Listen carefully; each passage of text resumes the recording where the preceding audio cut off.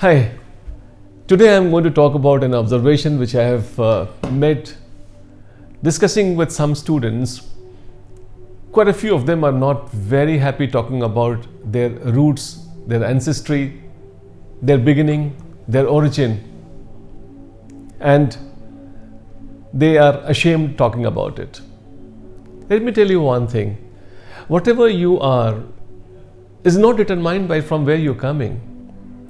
Where you're going is important, and then you must celebrate, you must protect your roots. You must have respect for the root.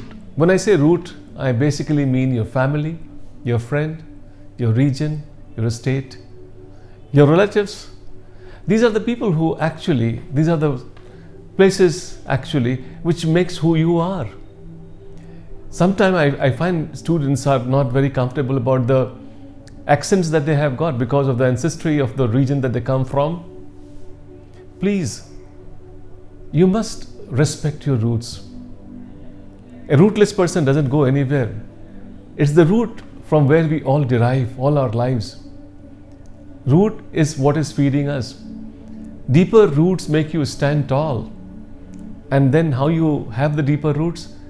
By protecting it, nursing it all the time, celebrating it all the time. I have some students as I come across in my life, they are often very shy of their roots. Please celebrate your roots.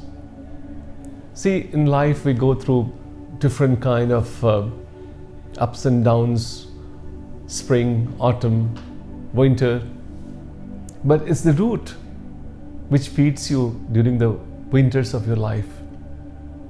You must always celebrate your root.